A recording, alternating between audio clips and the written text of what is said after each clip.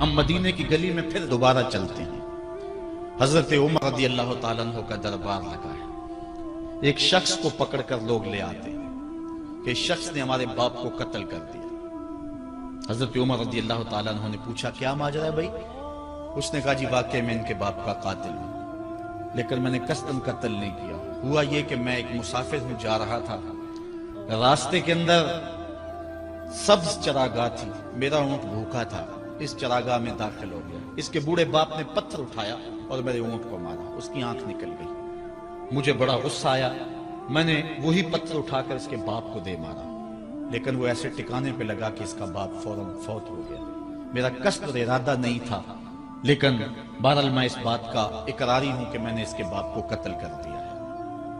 آپ جو حکم سنائیں میں اس کو قبول کروں گا، لیکن میں ایک مہلت مانگتا ہوں کہ میرے دوست، میرے بھائی کی کوئی رقم میرے ذمہ ہے، میرے پاس اس نے امانت رکھی ہوئی ہے اور وہ مجھے پتا ہے کہ میں نے کہاں چھپا کے رکھی ہوئی ہے.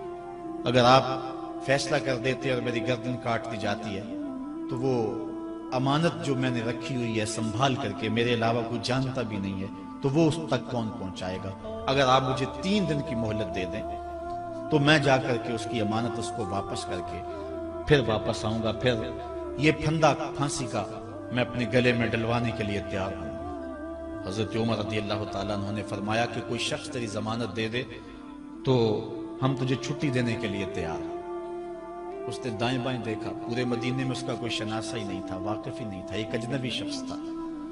حضرت ابو ذر غفاری کھڑے ہو گئے، کہا حضرت عمر میں اس کی ضمانت دیتا ہوں. ضمانت دے دی گئی، وہ چلا گیا. تیسرے دن وعدے کا جو وقت تھا، لوگ جمع ہو گئے، دربار لگ گئے. ابھی تک آنے والا نہیں آیا.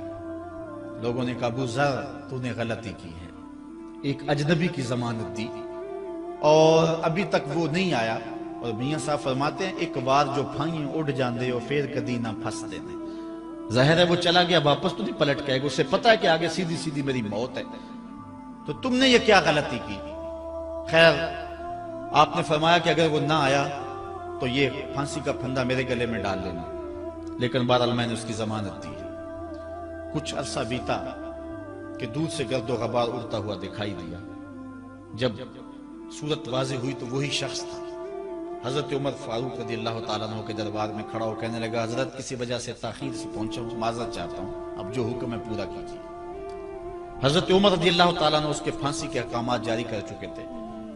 آپ نے فرمایا کہ ابو ذر یہ بتا کہ تو نے اس کی ضمانت کیسے دی جب تو اسے جانتا نہیں تھا؟ تو سنو حضرت ابو ذر غفاری نے کیا کہا. کہا ایک اجنبی میرے محمد کے مدینے میں پناہ مانگ رہا تھا اور اس نے چاروں سمت دیکھا اور کوئی شخص نہیں تھا جو اس کو امان دیتا اور اس کی ضمانت دیتا.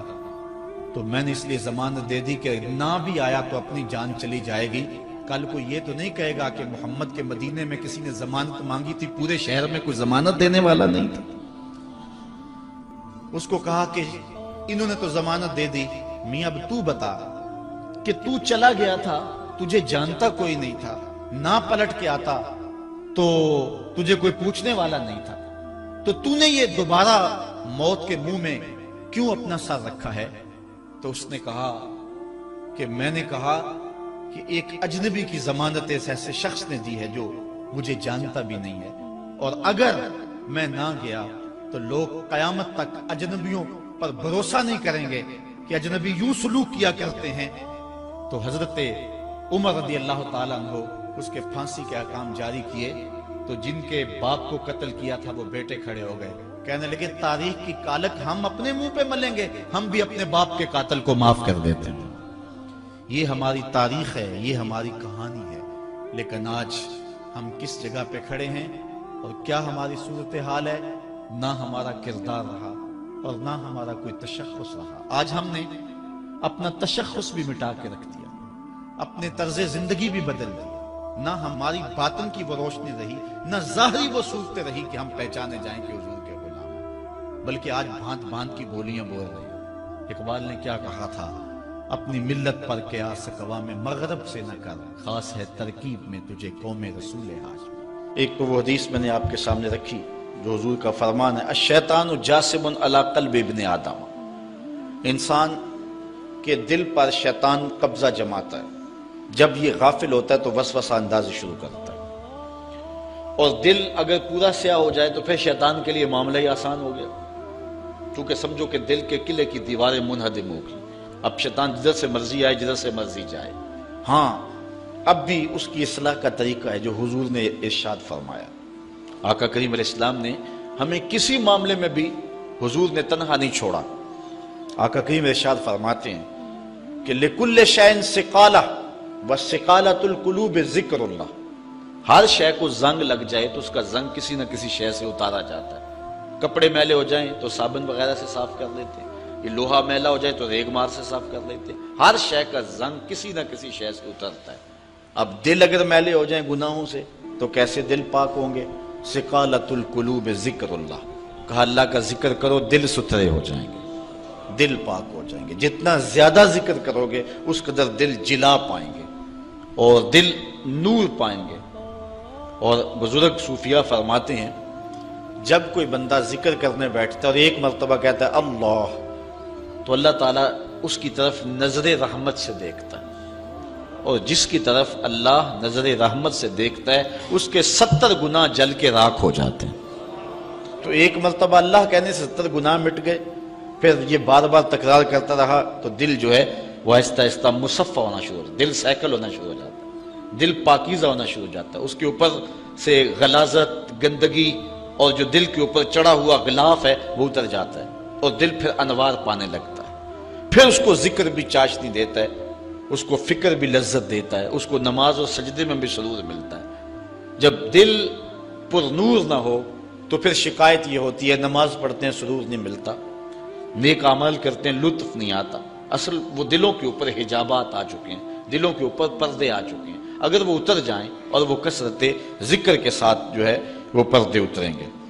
اب دل 4 طرح کے ہیں، القلوب اربع، دل 4 طرح کے ہیں۔ ایک دل قلب اجرد فیہ سراج یظہر، ایک مومن کا دل وہ بالکل ایسے ہوتا ہے جس طرح چراغ روشن ہوتا ہے، اور مومن کے پاس جو بیٹھے اللہ اس کے دل کو بھی نور کر دیتا ہے، چونکہ دلوں سے نور کی شعائیں نکلتی۔ کسی زمانے میں لوگ اس بات کو نہیں مانتے تھے جو عقل والے تھے، لیکن اس زمانے کے اندر موجودہ سائنس نے اسیری لہروں کو تسلیم کیا ہے، اور وہ کہتے ہیں کہ جو شخص نیک ہے اس کے بدن سے وہ لہریں نکلتی ہیں، اچھے اخلاق والا، اچھے کردار والا، اور دوسرے پر وہ مرتب ہوتی ہیں، اور جو بدکار ہے، برا شخص ہے، اس کے بدن سے وہ لہریں نکلتی ہیں اور دوسرے پر مرتب ہوتی ہیں۔ اور حضور علیہ السلام نے صدیوں قبل یہ بات بتائی۔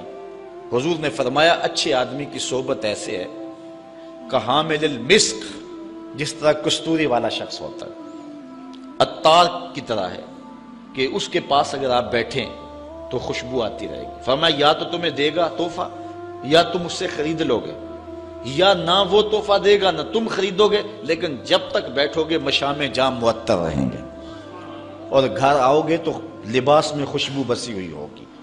اس لیے اچھے بندے کی صحبت کو حضور نے جو ہے وہ کستوری والے عطار سے حضور نے تشبیہ دی، اور جو برا شخص ہے اس کی مثال حضور علیہ السلام نے بھٹی والے سے مثال دی کہ جو شخص بھٹی والے شخص کے پاس بیٹھے گا یا تو کچھ چنگاری اڑے گی اور اس کے جسم اور کپڑوں کو جلا دے گی، اور اگر چنگاری اڑ کے اس کے بدن کو نہ بھی جلائے تو جتنی دیر بیٹھا رہے گا اس کی بدبو، اس کا دھواں اس کے لیے پریشانی کا باعث رہے گا۔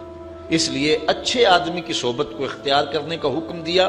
ہمارے مشائخ نقشبندیہ کا طریقہ یہ ہے، وہ کہتے ہیں کہ اچھے آدمی کی صحبت میں جا کے بیٹھ جاؤ، نہ تم کوئی بات کرو نہ وہ کوئی بات کرے، اس کے باوجود بھی من میں روشنیاں ہوں گی، من میں اجالے اتریں گے۔ اللہ اکبر۔ وہ میاں صاحب نے کہا تھا نا، چنگے بندے دی صحبت یارو جویں دکان اتاراں، سودا پاویں مول نہ لئیے ہلے آن ہزاراں، تے برے بندے دی صحبت یارو جویں دکان لوہاراں، تے کپڑے پاویں کنج کنج بئیے چنکاں پین ہزاراں۔ تو اب جل جانے کا اندیشہ بہر صورت موجود ہے۔ تو اس لیے آج دنیا جو ہے وہ اسیری لہروں کو مانتی ہے. میں اس کی سادہ مثال آپ کو دینا چاہتا ہوں کہ کسی کے بدن سے اسیری لہریں نکلنا تو دور کی بات ہے، کسی شخص کے تذکرے سے اس کے اثرات مرتب ہوتے ہیں. مثال کے طور پہ اگر آپ کے کسی دیرینہ اور پیارے دوست کا تذکرہ چھیڑ دیں، گفتگو کر دیں، تو اس سے طبیعت میں خوشی پیدا ہوگی کہ نہیں ہوگی؟ آپ حشاش بشاش ہو جائیں گے. لیکن کسی غلط آدمی کا جس سے آپ کو نفرت ہو، اس کی بات چھیڑ دیں، طبیعت میں گھٹن پیدا ہوگی کہ نہیں ہوگی؟ اگر گندگی کے ڈھیر کی بات کوئی چھیڑ دے، طبیعت میں گھٹن پیدا ہوگی کہ نہیں ہوگی؟ اور اگر پھولوں کی بات چھیڑ دے، موتیے کی، نسرین کی، نسترن کی، چمبیلی کی، گلاب کی، موتیے کی، ان پھولوں کا تذکرہ کو چھیڑ دے، طبیعت میں خوشی پیدا ہوگی کہ نہیں ہوگی؟